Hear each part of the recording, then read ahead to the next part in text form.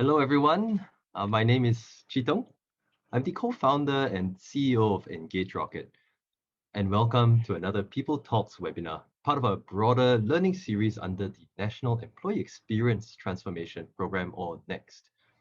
We're very proud to bring this to you today with our knowledge partner, the Thrive HR Exchange community and DPS. So for those who don't already know us, Engage Rocket is the fastest growing people analytics software company here in Asia. We're already serving more than 150,000 users across Asia Pacific and beyond. And before we get started, a very quick question to all of you. So please type your answer in chat and just answer yes or no. All right. In the past 7 days, have you felt stress at work? Yes or no, please type it in chat now.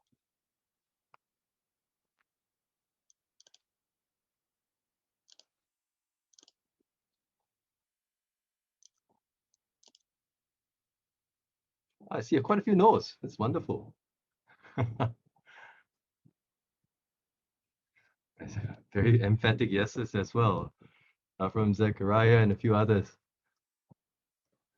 And this is very much the topic that is close to all of our hearts today, health and well-being in the workplace.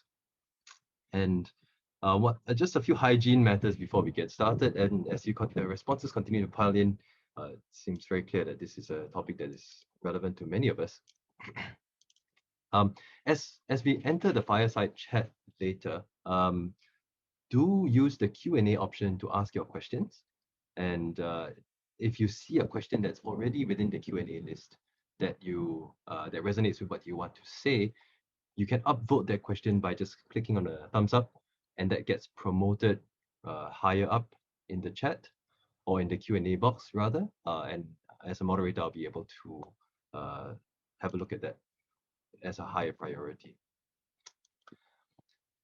So with health and well-being in the workplace, how do we go about thinking about this? As always the case with Engage Rocket, we're going to bring some data to the conversation.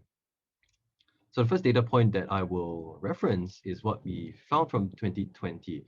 So Engage Rocket actually partnered with IHRP and the SHRI, smack in the middle of circuit breaker, to launch what we called the People Continuity Package to complement the business continuity plans that many companies were making. And it was by far the largest and broadest data set on workplace sentiment in Singapore through the circuit breaker and beyond. We had more than 20,000 respondents across all the industries, providing us a very unique view on how the Singapore workforce adapted through the pandemic.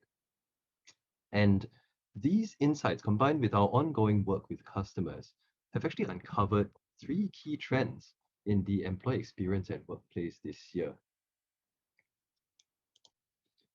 The first trend is around hybrid workplaces, and I'm sure many of us are living it right now, dialing in from home, some dialing in the office, having to adopt personal protective measures.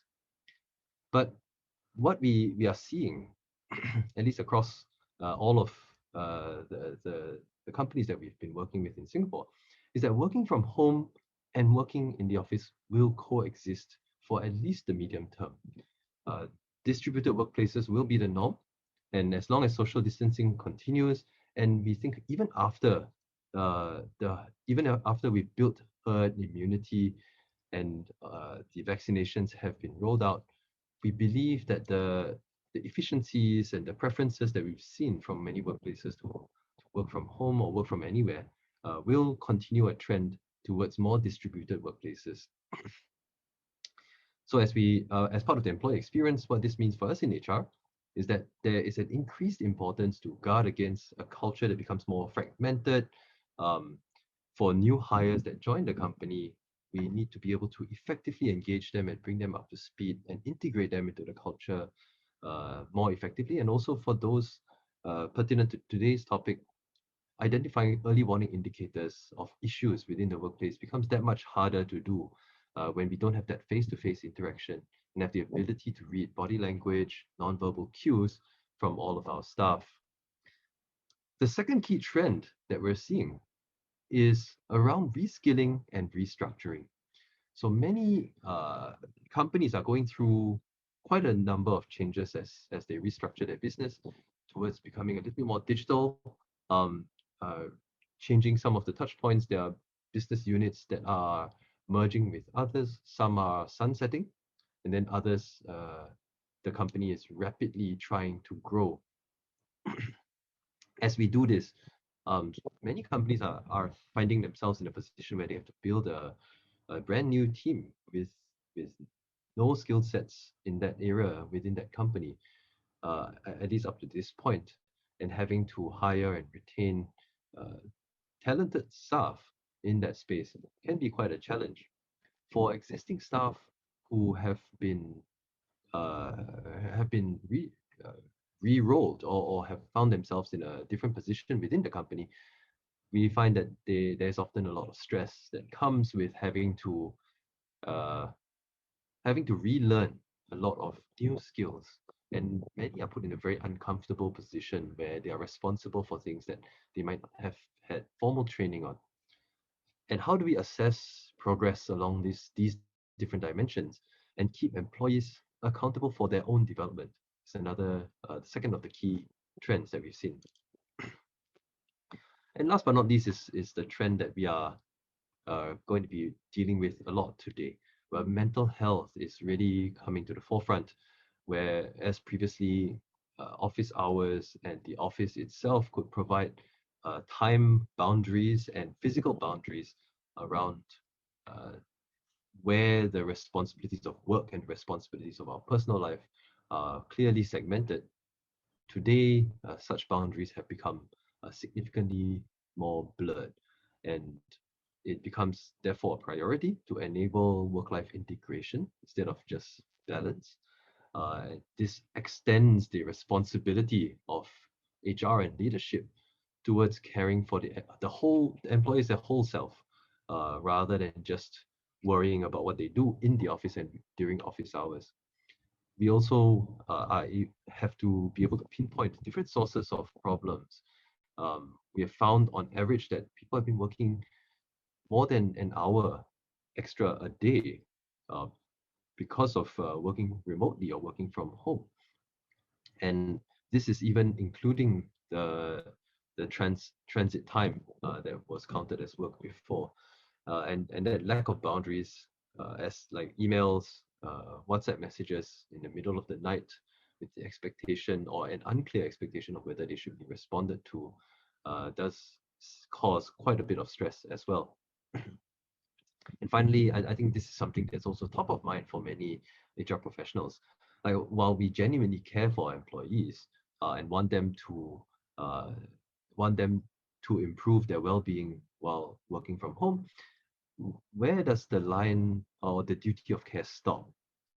How do we avoid a culture of entitlement where there might be some employees who believe that uh, the entire responsibility for their well-being lies on the company? So these are three of the key trends that we have found. And as part of the next program that we mentioned earlier, like this is part of the learning series under the next program. I thought it's interesting for us to just quickly introduce what that program is. As we approach the 1 year anniversary of the circuit breaker, we're actually very excited to offer this service to the business community in Singapore. It's entirely complimentary, and what we've learned actually from the pandemic so far is that the transformation that we are seeing in the workplace and the employee experience is consistent with underlying trends that already began years ago. And all that the pandemic did was actually to accelerate these trends. Through this project, we are able to help companies and leaders to understand the productivity and well-being of their employees 1 year into the pandemic, and to be able to, more importantly, benchmark them nationally.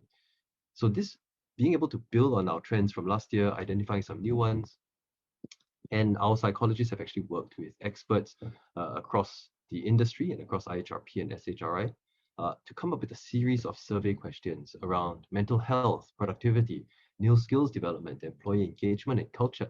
And this will help your company get a handle on all of these different areas and how your efforts over the past 12 months have been paying off. It offers a unique look into how workplace is changing as a nation, and the opportunity, importantly, to learn from the creativity and best practices of our peers in the business community. It's the only project of its sort at this scale within Singapore, and most importantly, with free access to Engage Rocket for the duration of the project, you'll be able to slice and dice the data in your own organization. So you'll get access to your own data and dashboards to be able to understand where are the pockets of challenges that you're facing, be able to track progress on action plans, and identify key areas of intervention. So don't miss this opportunity. You can check out more about this program at this link. If you can scan this QR code, it takes less than 43 seconds to sign up. And for everyone who signs up today, of course, you'll be eligible for exclusive early access to the benchmark data and the special results sharing webinar. And even if you're not sure that you want to use this service, sign up anyway. We'll be very happy to walk you through what that means. If you would like to find out more, there is a live demo and a Q&A session next week, the March 16th at 4 p.m., which you can sign up for at the same link. All right, I hope all of you have taken down this link. We will be screening it again later.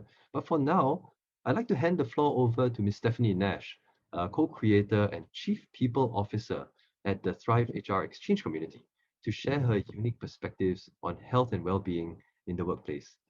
Stephanie, over to you.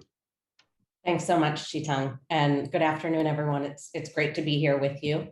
I thought that what I would do is share a bit of data to help give context to the conversation in the chat that we're going to have later today as part of this fireside conversation. And so what I'd like to do is start by orienting us to the right-hand corner of the slide here, where we can see a table that looks at levels of performance and levels of pressure. And I think probably all of us can align ourselves with having experienced all along the spectrum over the last 12 months.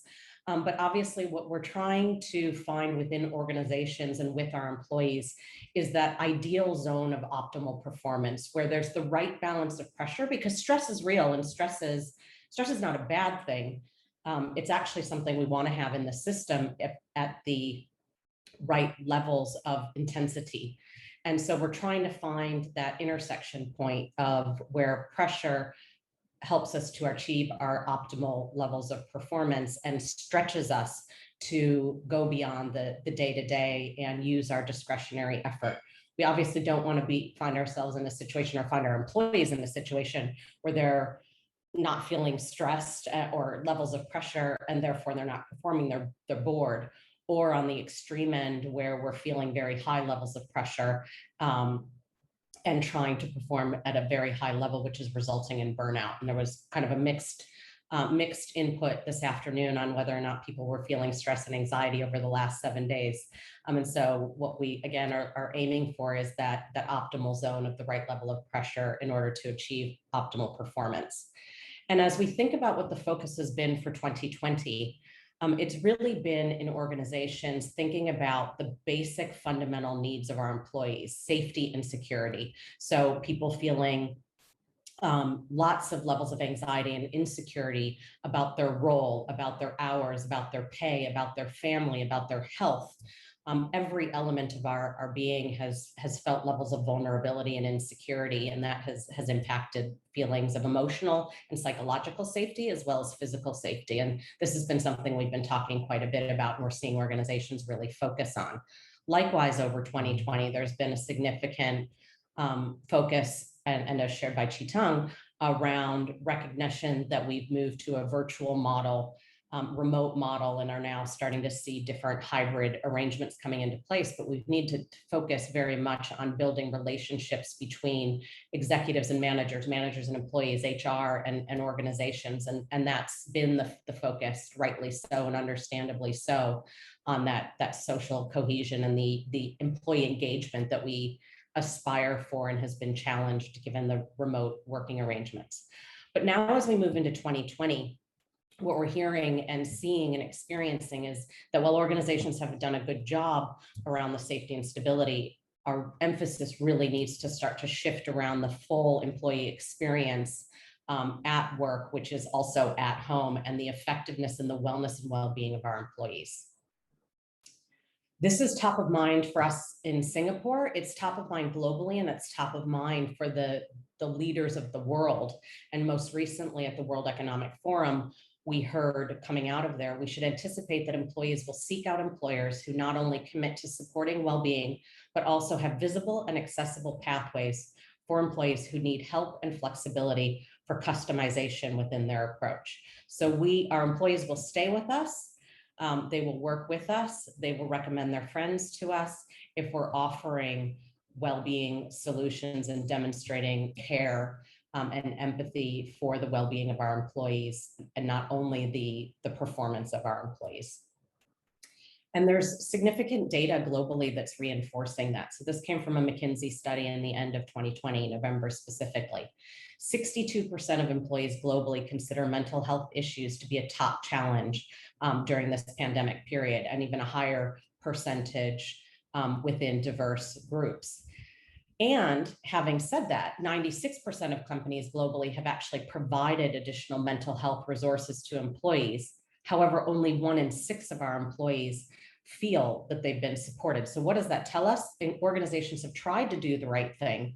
They have invested in well-being programs, from EAP to more comprehensive and additive programs, but our employees are not actually feeling the impact or the investment that companies are making. And the main sort of opportunity to bridge that gap is around communications. And there's really a critical role for HR to be playing there. And the costs associated with the failure to address employee mental health concerns and issues accumulate to billions of dollars. So this isn't just a soft issue that may be thought about and talked about. It's really resulting in hard dollar impacts due to things ranging from absenteeism, lower performance, lower motivation, lack of concentration, all of which are impacting quality of decision-making, which could have ethical implications, safety implications, commercial implications, etc. And again, this has been on the agenda for Davos as recently as January. And what we're hearing from our world leaders is that forward-thinking companies will embrace well-being as an index of learnable actions and daily behavior, just like we would other competencies such as quality assurance and safety and communications, etc. Businesses should treat well-being as a tangible skill, a critical business input, and a measurable outcome. This is a hard, real thing. And by talking about well-being and backing it with action, we can see work cultures improve that and demonstrate that well-being needs and personal needs are equally as important, if not more important, to simply work outcomes. And again, more research telling us that employees are expecting more from organizations. Significant, so 85% of employees are looking for more assistance from their employer around upstream and preventative health. 80% of employees wish that their employer would help them do more to increase their resilience. 85% report significantly more stress and anxiety as a result of the pandemic.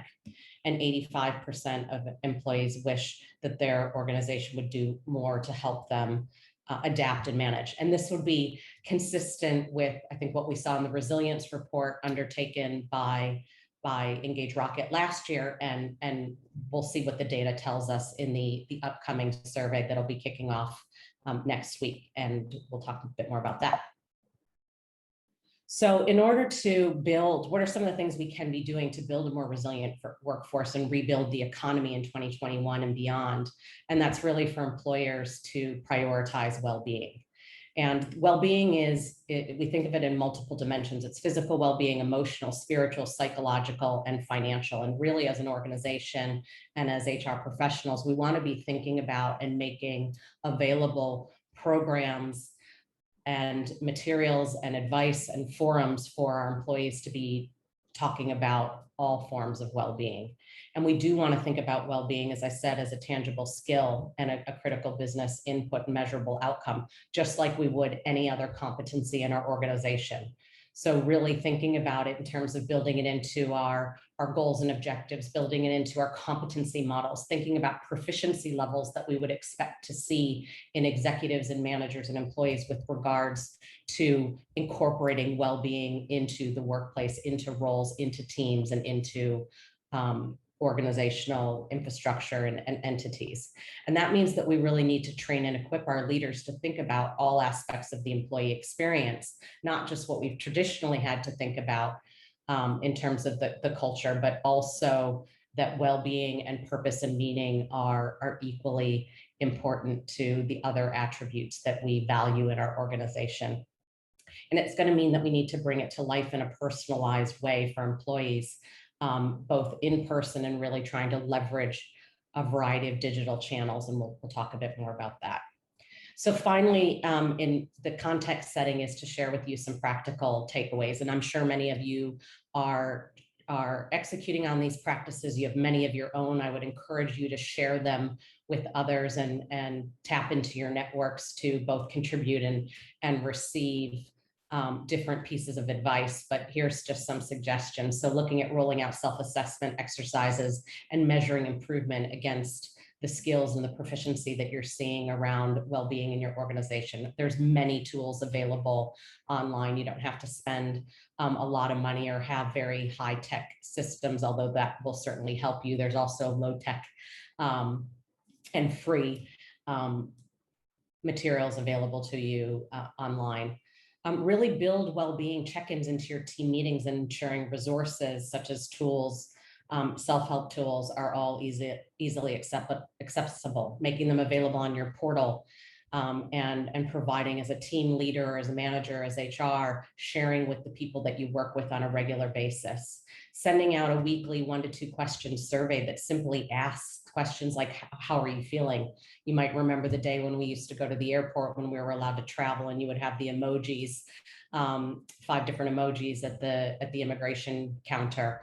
On how was your experience. It can be as simple as that, just those regular touch points, letting your employees know that they care and providing the forum for them to share.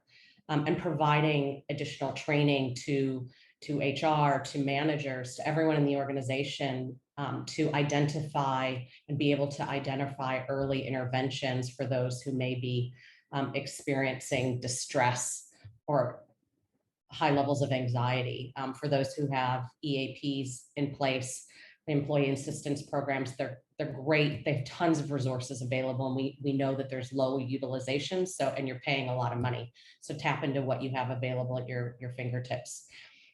And really ensure that you're sharing resources across your own team and across the business teams that you support to help develop skills that are going to help people really nurture well-being and emotional flexibility in the workplace, be it physically or virtually. And that's really just to set up a little bit more suggestions as we move into the conversation that Chitang is going to facilitate for us. So with that, I'll turn back over to you, Chitang. Thanks very much for sharing that, Stephanie. I couldn't help but reminisce a little bit when you were talking about traveling. It feels like such a long time ago. I'm sure that's the case for many of us here. Now, I very much like to invite Ms. Cheong Meng Fong. She's the Managing Director, Group Head of Rewards at DBS, to join Stephanie and I for a fireside chat on this topic. Now, DBS is a leading financial services group in Asia with a presence in 18 markets, headquartered and listed in Singapore. They are in 3 key Asian axes of growth: Greater China, Southeast Asia, and South Asia. Now, Meng Fong, she's the Managing Director of Rewards, Group HR at DBS Bank, and she has had more than 20 years of broad and deep experience in compensation and benefits throughout the APAC region. She's responsible for leading and driving the rewards function, comprising compensation, benefits, and international mobility for DBS Group, with 33,000 employees across 18 markets.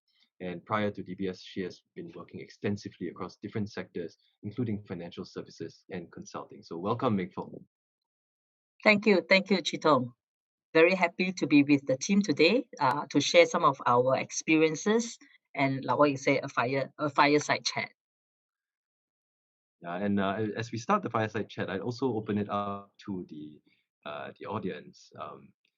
All of you, if you have any burning questions as you've seen the presentations from Stephanie and myself, and as you go along listening to the chat, if there are any questions that you might have, please do put them in the Q&A box. And if you see questions that already are there that you like, do click on the thumbs up button so that they get promoted and they appear as a higher priority to all of us. But maybe to kickstart this conversation, I'm going to put this to both Stephanie and Meng Feng. Just these struggles that we see from mental health in the workplace today. We also see a lot of reasons for this, right? Increased job demands as companies right size or downsize. There's also the home life challenges that we have dealing with children or spouses in the same workspace. And there's also a lack of human interaction for those of us who may not may live alone. And it's no surprise, therefore, that morale is actually one of the biggest challenges for organizations. HR professionals have already taken this lead on well-being and have ingrained it within their people strategies to create a workplace that works. But how actually can HR get a better sense of the well-being of employees? I mean, for Ming Feng, I mean, you have 33,000 employees, and for Stephanie, you've worked with so many organizations. How do you get a handle on the well-being of employees? Shall I start? Sure. Okay. Please go ahead. Yeah. Okay, I guess in DBS, right? We really look at not only measuring the well-being, right? Like what Chitong is asking, how do we assess the well-being? I think we believe that we should be creating an environment for employees to thrive, right? And what do I mean by that? We actually look at, three pillars, or rather, if I could then take a step back about our health strategy. When we look at well-being of our employee, we don't only look at mental health alone. So several years ago, in fact, even before the pandemic started, we already starting to think that, really to make ourselves different from any other employer, really in the way of health, that will make us a differentiator. And so when we think about the strategy, we have what we call the LESS strategy. That is our eye health strategy. Okay, LESS, I guess, if you think about it, is really take less sugar, take less salt, you'll be healthier. But what really LESS mean to us is really L stand for live well, which is really about mental health. Okay, E stand for eat well. We all know that many a time, a lot of the disease or illnesses that hit people is because of the food that we take in, right? And then S means stay well, right? And in that, of course, we talk about exercising, physical, and then, of course, the mental, the medical plan that we have for our employees. Of course, last but not least is save well, right? We are a bank, we are a financial institution. It's important that we know, right, as a banker, that we need to save, we need to know how to invest, we need to be able to grow the wealth, right, that we created. And so I guess, even just before pandemic start, we already embarked on the whole thing, the whole journey.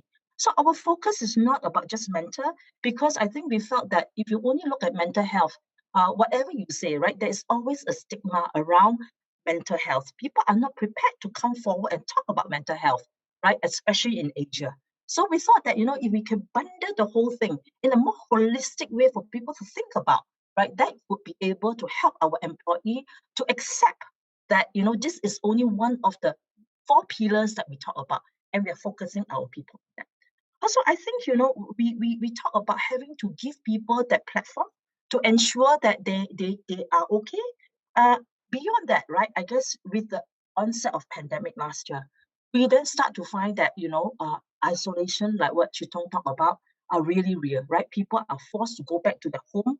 Home is not a place that everybody will find that they can work from, right? So we're very cognizant about that.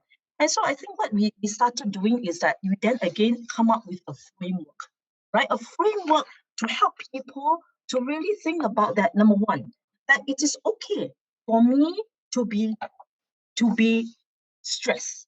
It is okay that, and you many of you have read, I hope you have read, right, about Piyush, our group CEO, coming out in December last year, very openly talking about what he has gone through himself personally. So I think that was a very good sage way to tell our employee that it's actually okay to be vulnerable, right? If you need help, come forward, because as an organization, it's okay to show vulnerability. And we actually encourage that through senior walking the talk, yeah, telling us that it's okay.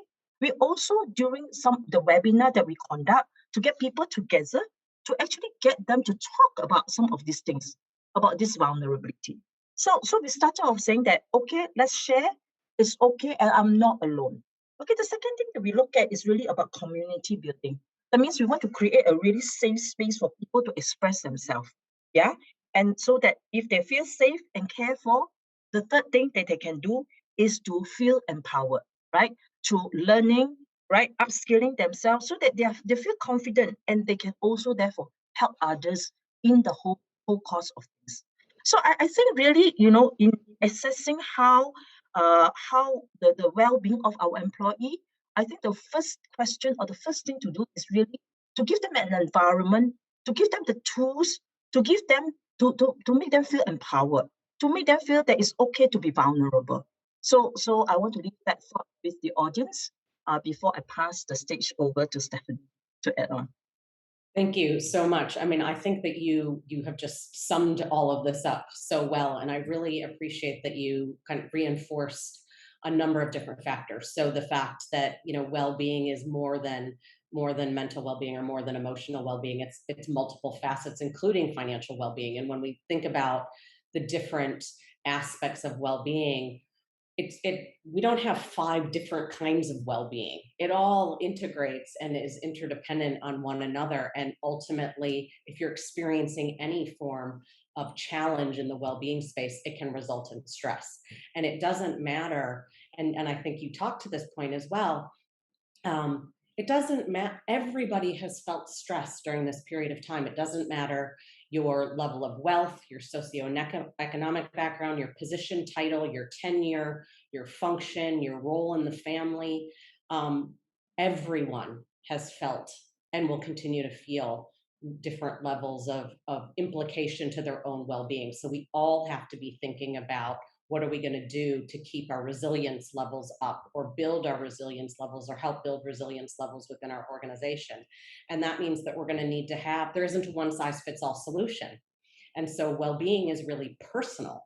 And so whether your goal and objective is to eat healthier, so less salt, less sugar, or to ensure that you're maintaining and preserving your financial goals and objectives, or you are not sleeping, whatever the case may be, we need a myriad of solutions to be available and made available to our employees, so that they can draw upon those solutions based on where they're at, their needs are at, etc. And also, I would say a couple of things to the original question, which is, let's make sure we're checking in with our employees regularly.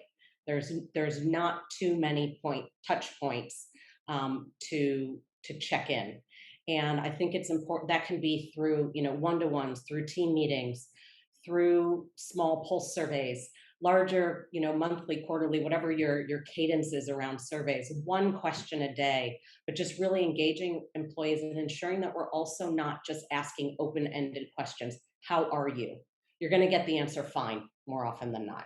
And that's not giving you any sense of really how are you feeling. Ask questions like, what did you do? What was something fun you did over the weekend? Did you get a good night's sleep last night?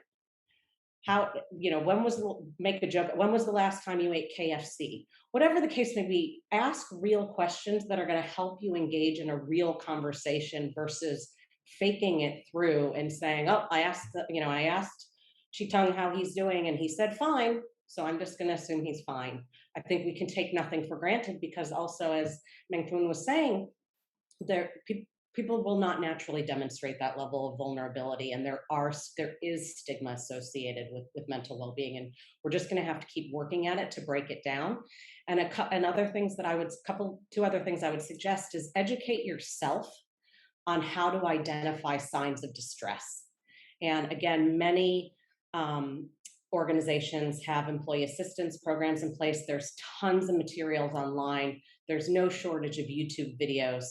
There's on demand, there's signed up, all kinds of tools and resources that are being made available. So I would encourage you to educate yourself around identifying signs, and then to educate your organization. So the people managers that you work with, the team members that you work with, at least being able to have a baseline level of understanding around how to ask a good question, to understand based on the nature of the answer that you receive, or visible signs that you're seeing via Zoom, or the nature, the tone and people demonstrating different behavioral responses to things that are unusual. So they might be long-winded when they're normally concise. They could be concise when they're normally long-winded. Just be mindful of what you're experiencing as you engage with others, and recognize that, again, we're all experiencing different levels of stress and anxiety. So it's kind of like, what's your thing today? Because this is mine. And let's talk about it, and make it safe for people to share what's on their mind. There's so much in what both of you just said that I'm dying to unpack. Um, it's fantastic. I really like it, and I like how basically everything you're saying has both the active well-being detection. So your pulse surveys, your short pulse surveys, your open-ended questions that are a little bit different from normal, so that you elicit a better response. So you have more active tracking that way, and also the visual cues and educating yourselves. But also there's the passive tracking, which comes from having more of like an underlying awareness and the leadership walking the talk within the organization. I love Les. I hope I got this correctly. Live well, eat well, stay well, and save well. I think this is something that should definitely go in the call notes for this. It's such an easy and intuitive framework to remember. But there's an overwhelming amount of response coming from the audience right now as on Q&A. I think the first question like KF is actually very pertinent to what Stephanie was saying, that regular and short check-ins are an effective way to assess and monitor how employees are feeling. But how can we avoid survey fatigue and ensure that responses are genuine so that the data is meaningful? And I mean, I have a short answer to that. That surveys are just part of an overall framework of assessment of how you identify well-being. But maybe Ming Fong, it's definitely. Do you have any responses to this question? I guess for us, I'm totally cognizant about survey fatigue, right? And that's why, in our organization, what we usually do is that we get a lot more consolidated, in the way that we go out with survey. So, we have got HR looking at survey. We got other unit, right? Other department also wanting to survey on various kinds of things. So what we do is that we get it all coordinated to the extent, right? We got a team really looking at what are the surveys going up when, so that we space it out for people, right? And I think one of the things that we do is that we tell people that if this is not a one-time survey, but this is, let's say, a longitudinal survey that we want to measure you over a certain period of time, we tell people upfront, right? So that people know that it is not going to be, let me just tell you once and then you are not going to ask me again. So I think especially in the mental wellness, right? Especially when people are working from home a lot of the time, in Singapore in this context, because of the circuit breaker, because we can't go back to office, many of us. So we tell the people that we would like to measure you over a certain period of time. So we are going to hit you with a survey every 2 weeks or every 2 months, so that you give us a good feedback, and we tell you what we're going to do with the survey result. Yeah, we're going to circle back to your department. We're going to see what else we can do to address it. Because we're telling them that with the result that you give us, we're going to develop program, right? Targeting on what you are telling us. So I think what is important is that you really do something about it after the survey, and not just survey after survey, and people do not see any changes or program being pushed out. So after a while, of course, it's not only about fatigue, it's about I won't want to spend time even telling you about how I feel. So I think it's important to set expectations up front. Yeah, I mean, all great points, and I'll let Shitong talk about the technology that's available to more real time sort of track survey results and dashboards, et cetera. But what I would say is, I think complementing your survey cadence, your survey methodology in your organization with just, and we all want qualitative real data, so I'm not diminishing that at all. But what I would also say is the informal, anecdotal, in the moment data is also important. So even things like Chitang asking us at the beginning of the Zoom call today, you can use Zoom functionality, Teams functionality, et cetera, to just simply ask on a scale of 1 to 5, how are you today? Or maybe don't be so open-ended, maybe ask a more specific question.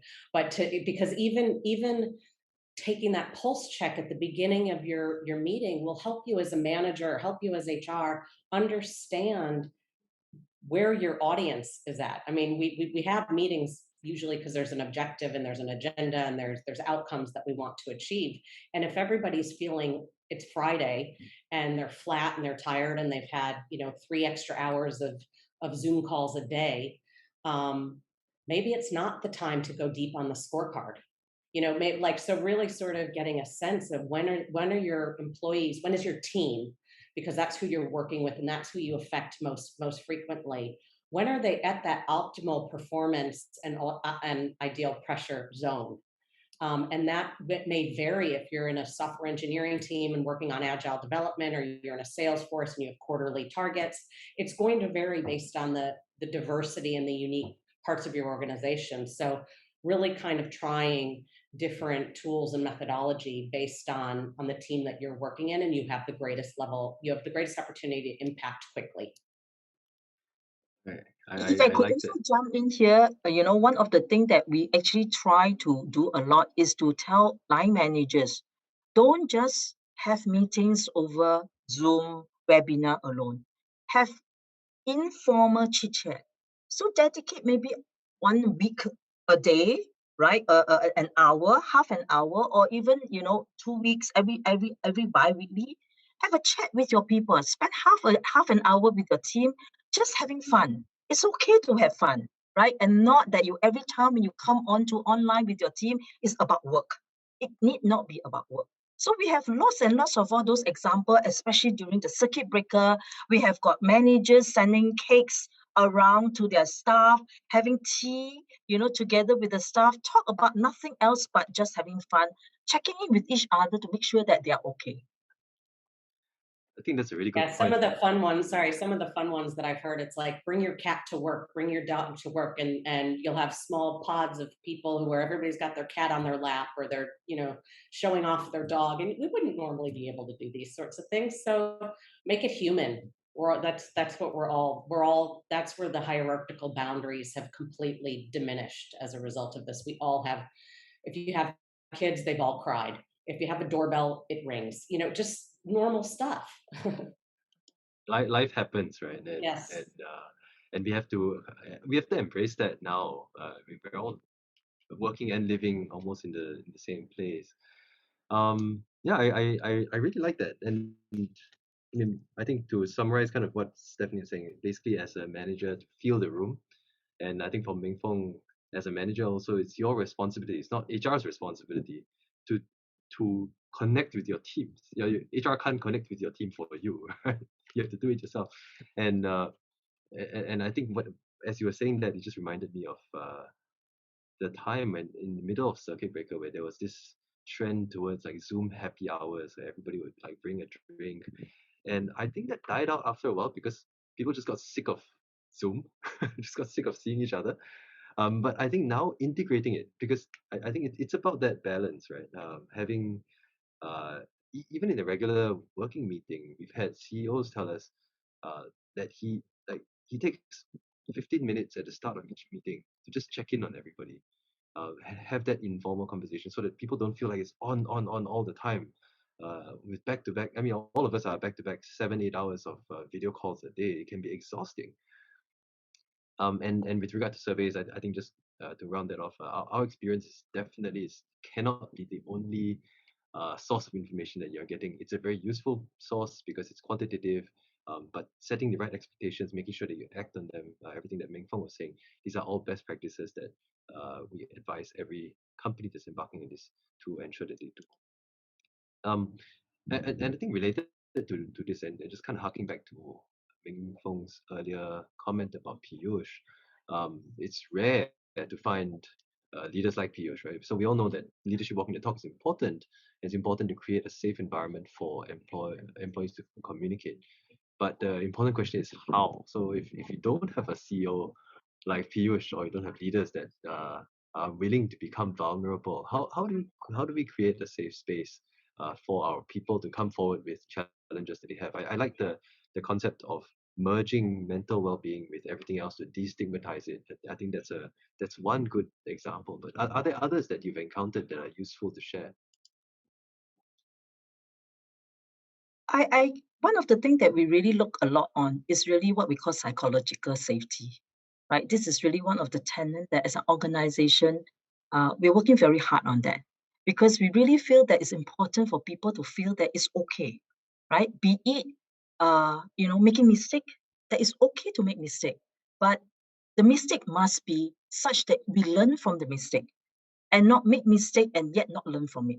So I think we're working very hard in that space, bringing courses, bringing speaker, doing webinar, training, and all kinds of things that we are doing just to bring the concept to people that about psychological safety. Okay, so we start again, a lot of these things is really having to start from the top, right? From the top, as in, of course, as a management. So we don't approach it on being vulnerable. I guess, when we start talking about, I mean, we got the great fortune of having Piyush, who was so open about, what the experience that he had, which helped us a lot. But like what you say, not many managers or top of the house are prepared to even talk about that. So we approach it from giving the whole organization the right to have that psychological safety of being able to feel, but feel quickly and bounce back. Also, we're working a lot on that area and changing the whole narrative around vulnerability. So basically, like sending that message, like it's okay to not be okay, and at the same time, like when it's okay to make mistakes and fail as long as you learn from it. And it, like I mean, there was a lot of talk about like a blame-free environment in the past, which is quite similar to this concept. Have you seen similar initiatives, Stephanie, in your experience? Yeah, I mean, I would say I think it's about embedding the acceptance, not just the acceptance, but the willingness of demonstrating vulnerability and sharing what's on your mind into the culture. And so we have executive sponsorship and executive leaders who are role modeling, and we need to see that cascade up and down within the organization. So showcasing role models in the organization who the unknown champions or the role models who can lead by example, even if they're not in a higher a leadership position by title. Recognize those people, showcase them, support them, and really ensure that our and your policies and processes are positive reinforcement to role modeling, to communicating, to demonstrating authenticity and vulnerability, letting people in the organization know kind of what good looks like. And so to make it safe and to make it positive and not punitive or discouraged. And so I think that as much as we increase as much as we can increase the trust we have in our employees and look to really build our culture, we can also, the flip side is we create distrust, which is if we were to, so for example, you're on a call or in a team meeting or whatever, and someone's sharing and the manager or peer says, we don't have time for that right now, we need to get on to something else. That's not okay. So you need to reinforce consistently the desired and expected behaviors, both when showing up well and when not showing up well. And that's how we really, reinforce expectations and values and the cultural attributes that we're looking to embed within our organization. Yeah, I really agree with that. And I think one of the challenges that we face sometimes in HR is that we may not be the top person in the organization. And I think underlying the question here is how to get the right champions and stakeholders on board to demonstrate that kind of behaviors and vulnerability, so that they can role model it through the rest of the organization. And this is a speculation that I have, and maybe I hope you, both of you or either of you can validate this. That perhaps, I mean, this is kind of where, as HR professionals, this is our strength, right? We know our leaders well, and we need to be able to know which of these leaders we are able to, maybe coerce is the wrong word, but convince to be a sponsor, right? And to be that role model for other organizations, even if the top uh, person does not necessarily buy into this. Um, I mean, ideally, we can convince the right all the way to the top, but if we can't, we need to look for the next best person, and then kind of work our way towards building stakeholder awareness uh, and buy-in. And I think that's a very core HR skill. I don't know. I'm just putting this out there. Would you agree with that? I do. I think we have to build a business case for those who are not convinced. And there is real hard data that says this is an issue. It is affecting companies and it is costing billions of dollars.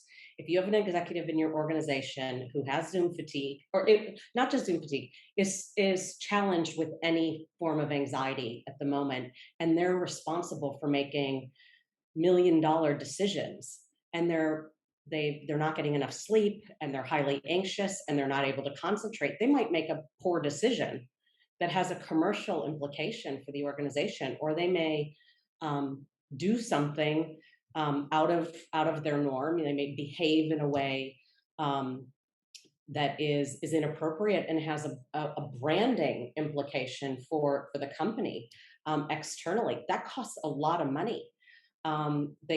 We have people who are in decision-making roles that, again, suffering from sleep deprivation, anxiety, stress, pressure, fatigue, whatever the case may be. They could make a decision that has a compliance, legal or ethical implication to it. That will cost the company money. And there are enough case studies and examples, whether they're in your organization, they're certainly outside your organization. So being able to find the data that helps put the case forward in hard terms that well-being, if not looked after, will cost companies money. For us, what we actually did, right? And we thought that it's quite successful. We start with small team. We bring teams together, in the spirit of team bonding, right? And in coming together to talk about team bonding, of course, with this kind of situation, it's a lot more virtual. We ended up with one of the sessions where we asked the team share crucible moments in their life with each other. And in so doing, we were able to bring out a lot more about individual vulnerability. So when you are in your own small team, when you know each other, where you are working with each other every day, it's less threatening when you have to talk about such crucible moments, right? And so I thought that was quite powerful for us. And people really like it because, people start to say, why am I what I am today? What has happened in my life, earlier part that has made me what I am today, right? Why am I so competitive? Why am I such a good getter, right? There must be something in my life if I go deep inside and find out. So I think we use that in the smaller team rather than all the time thinking about it, that it must come from one direction alone. So I think we went through a few kind of ways to get people to be able to come out and talk about some of these things. How open the window is, just like the Johari window, we leave it very much to them. So I think, it was a situation where people start to see other people willing to talk about it. And it just come out very naturally. And those were really moments that, really bring the team together. Yeah, I actually that's a great point. Like, it doesn't have to be enterprise wide all the time, right? We start small, and we're all Asians. I mean, we're all it, right? We look for face, right? Like, face is very important to Asians, and to bear our heart out to the whole enterprise. Maybe not for many of us, not for the faint-hearted in Asia. Small teams is a great point, and then I think building the business case as well. Um, as you were talking through that, Stephanie, I was just thinking how, for those of us who are in sports in school, when we're training for a competition, wow, everything, our diet's well controlled, our sleep is well controlled, everything is a full contact sport, and therefore we need to be focused in every game. But somehow when it comes to the workplace, when we're dealing with things that are much greater consequences, we're like, oh, it doesn't matter. We can stress ourselves out. We can push ourselves to the limit, and it doesn't really matter. And we forget how important it is to ensure that this our minds and our body, that's all we have to make the best decisions for our team and for the company, right? And I thought that was such a good point, reminding leaders and building that business case for it. Great. I'm gonna shift gears a little bit to the next question here that talks about a framework or a measure of mental well-being. So this is interesting. How do we know if employees' mental well-being is improving or is getting worse? Yeah, that's a good question.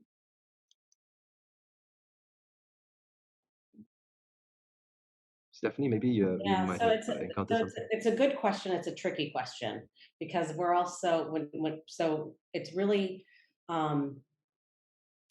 we look for indicators to give us a sense of whether or not we think someone is increasingly more or less engaged, more or less fatigued, more or less anxious.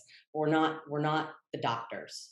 We're not the professionals. And so I think it's about being able to detect as early as possible when it looks like, feels like, sounds like someone may need some help, and to point them in the right direction for that help. I think our surveys, whether they're formal, informal, frequent, infrequent, whatever the case may be, that will give us data. And that will be able to tell us at a collective level, usually not an individual level, but at a collective level, team, where the trends are going up or down. But from a true medical perspective, that information would reside with the medical professional.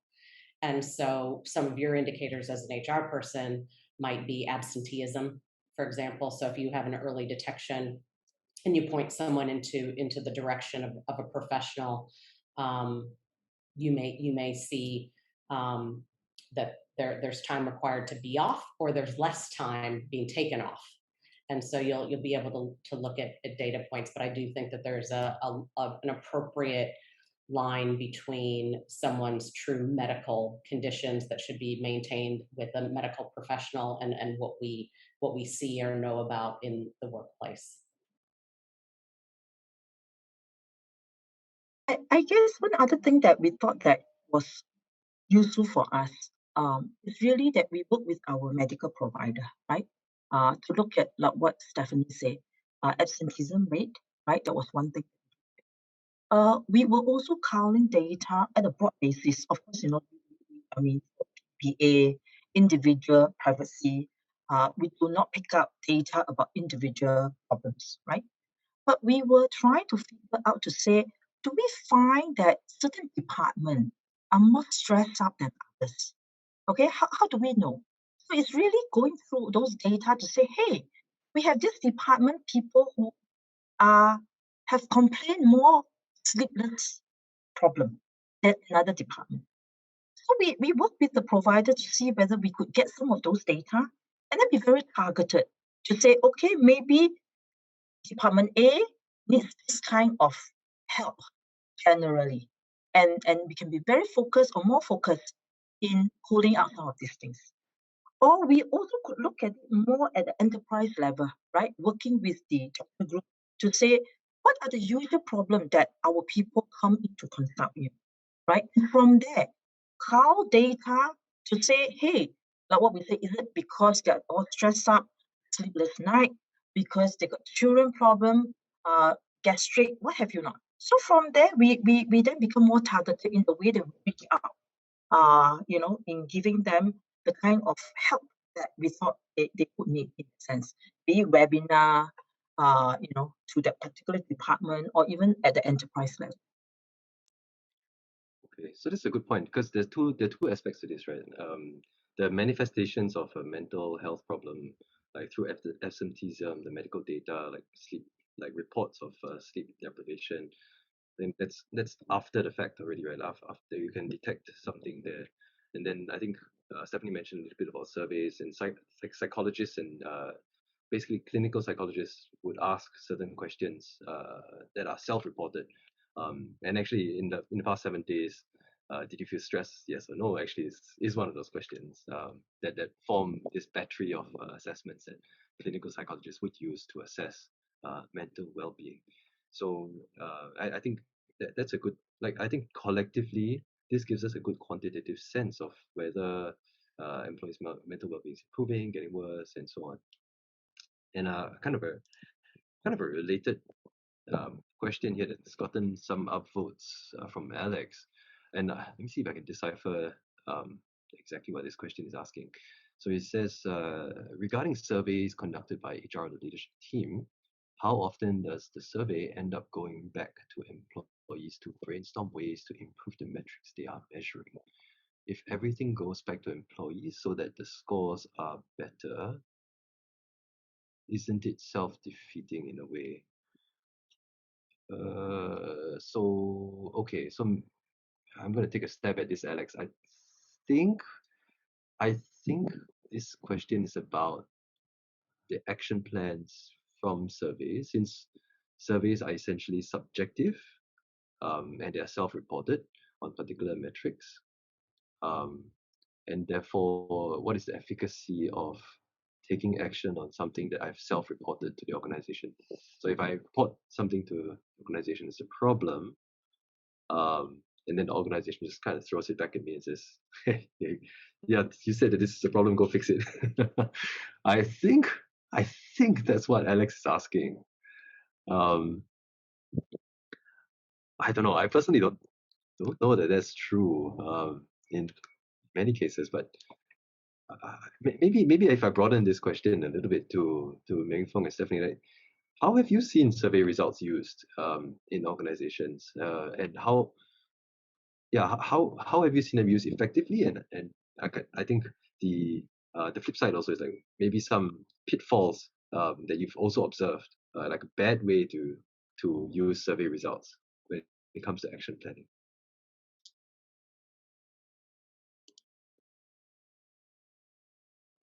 Like good ways, or like good ways that you observed that teams and managers and employees have used survey results to improve themselves, and maybe some negative examples. I guess for survey, yeah, there's two ways of looking at it.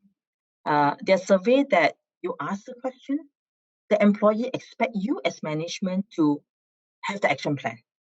Answer my question, give me the answer that I'm looking for. Bingo. Or it could be survey where you are very upfront with the employee that this is about us as an organization. It's about joint responsibility.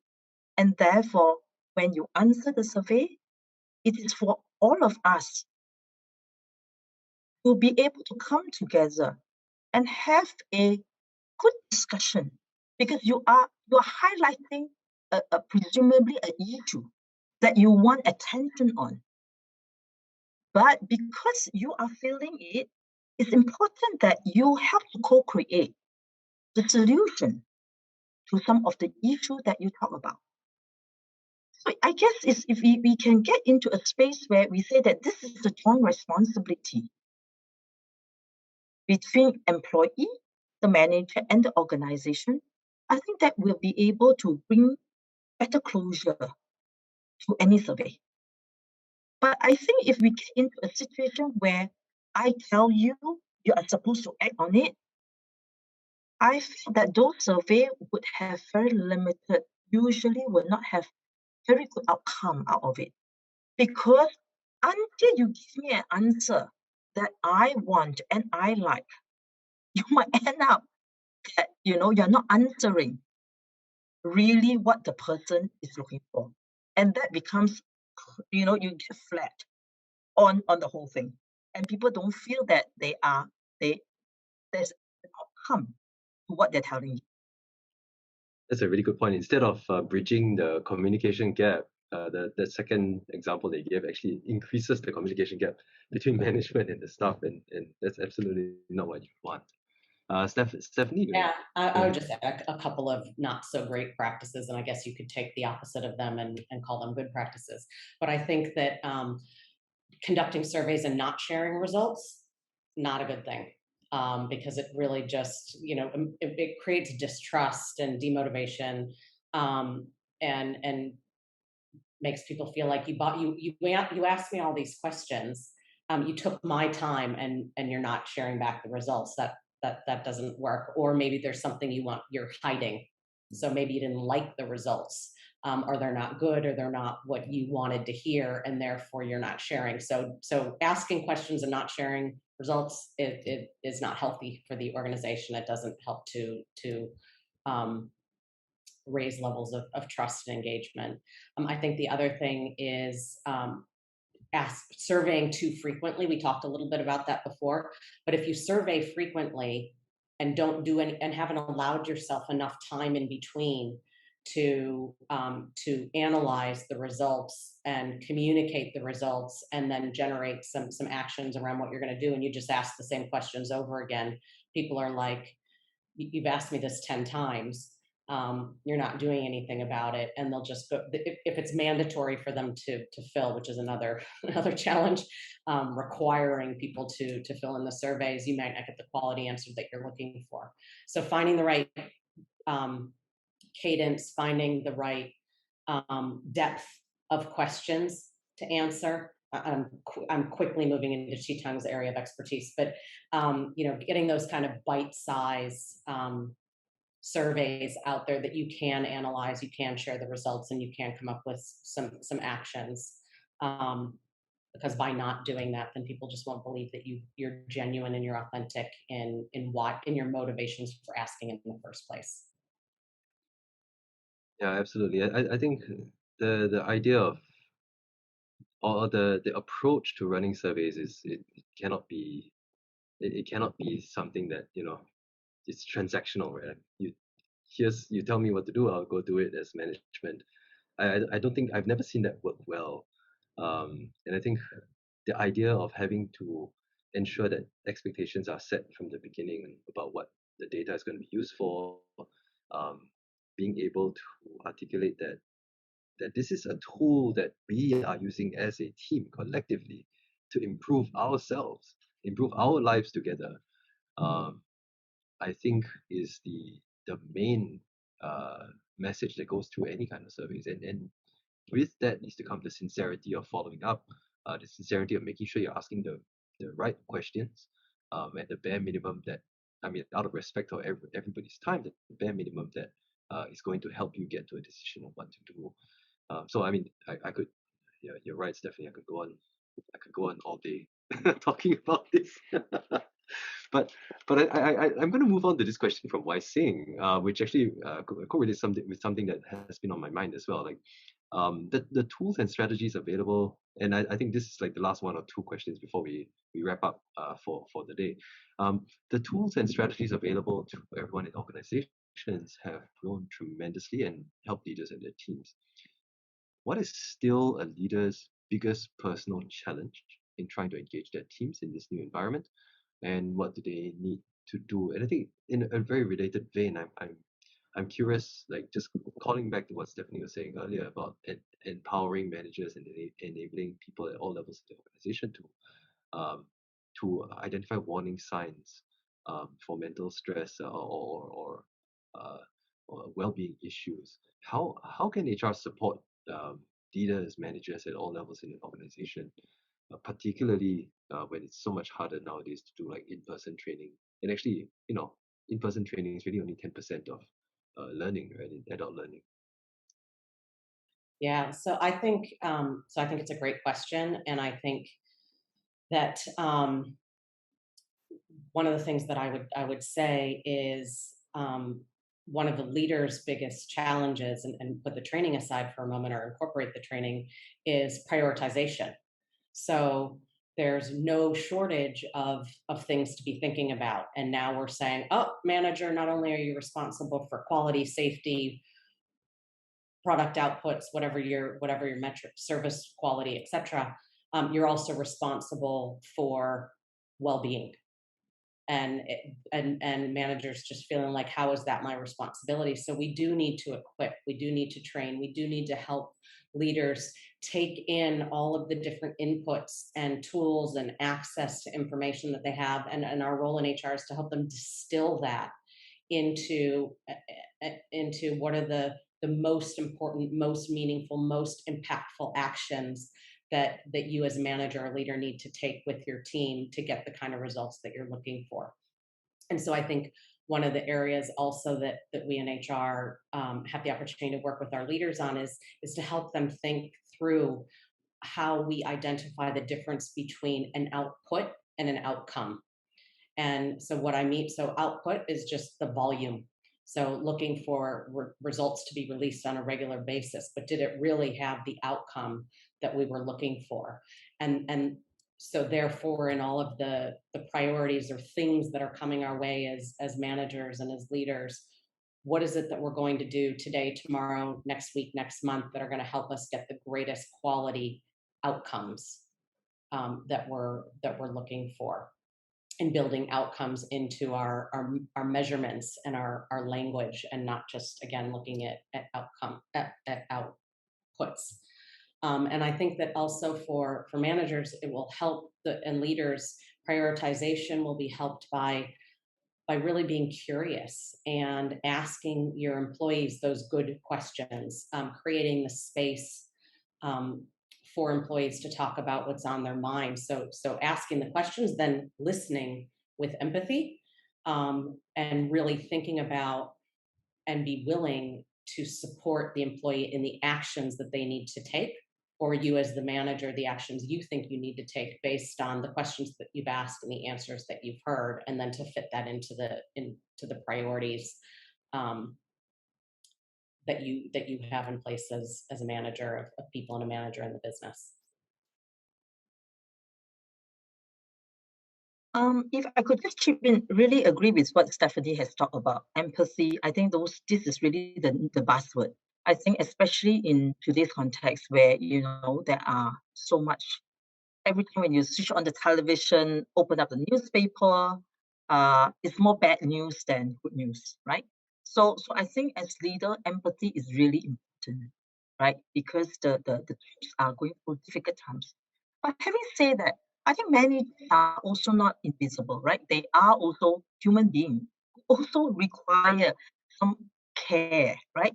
So I think one of the things, if I could add on to what Stephanie said, is really given the challenges in the environment, given that the other thing is about the diversity in the workforce, the multi-generational kind of workforce that we have today, right? Virtual workforce, the new way forward, upskilling and reskilling that really be required of everybody. To me, I think one of the most important things that managers should have, and including staff, is really a growth mindset. Right? So the big challenge is how to get everyone onto the same bandwagon of having a growth mindset. And it's really difficult because, human beings are not wired that way in the first instance. And having to shift gear into that to be able to meet the challenges of today as well as tomorrow, that to me is something that as a whole organization, people needs to move towards that.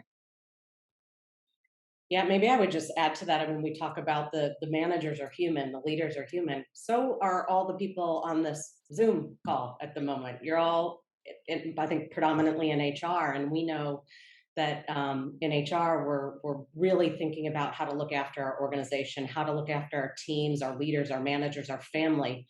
Please, we need to look out for ourselves as well.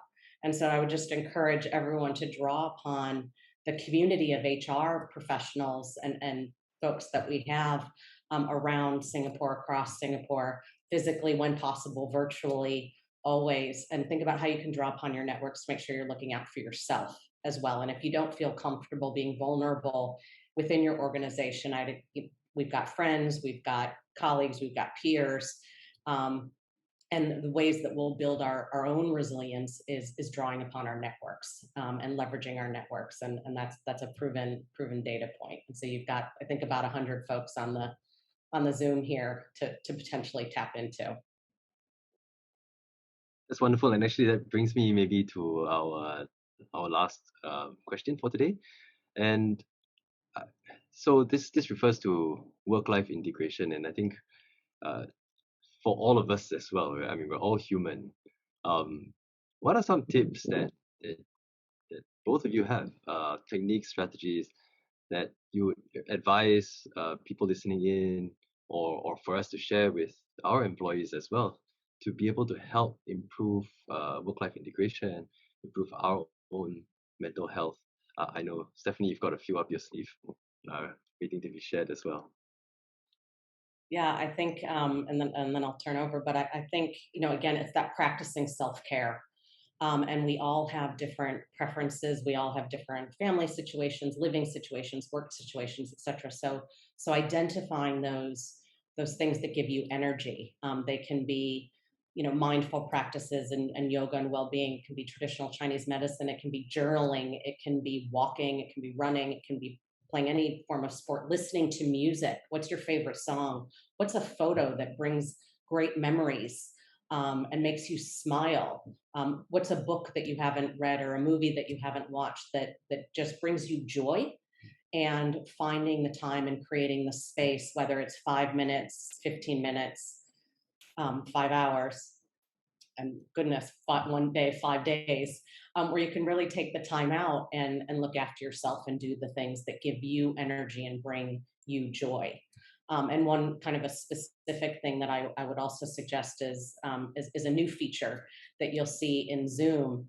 When you actually end your Zoom call, you'll see a landing page where you can identify, it's called reset, and you'll find different kinds of reset options to sit between and throughout your Zoom days of Zoom, and to reduce the fatigue.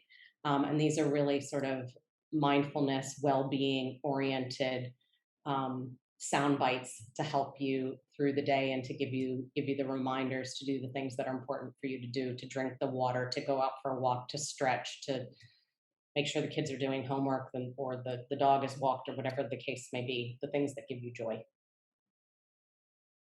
If I could just add on to what Stephanie said, I would offer one word: rituals, right? Make it a point, make it a ritual for people to do certain thing at certain time, because human being, we are just creature of habits. Habits bring calmness to us. So I would think that, in what Stephanie said earlier on, put it as part of your rituals. What are the things that bring the energy? Put it as part of your everyday life, and not just wake up and remember this, let's do that, and tomorrow we do something else. So I think that itself would be able to help with a little bit of the self-care, or a lot of the self-care. That's wonderful. Thank you both so much for sharing everything. I mean, there's so much a wealth of wisdom that came through in just short 1 hour conversation. In fact, it's shorter than 1 hour deliberately, because we have given back everybody 10 minutes of their day today to obviously sign up for Next, which is this program is part of. But I know as you're signing up for Next, Stephanie, you have some tips for all of us on what we can do with this extra 10 minutes. Thanks, Jitan. Yeah, I would encourage everyone, you've got 10 minutes back. So I would fill up your glass of water.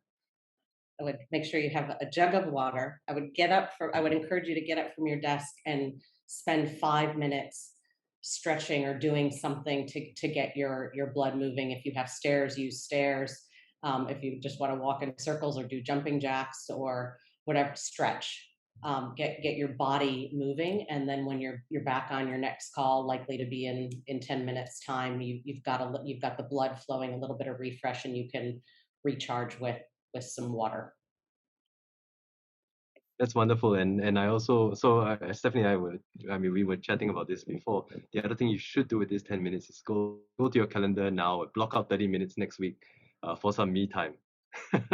I love that. I've done that already, Stephanie. So I'm going to be getting my water really soon.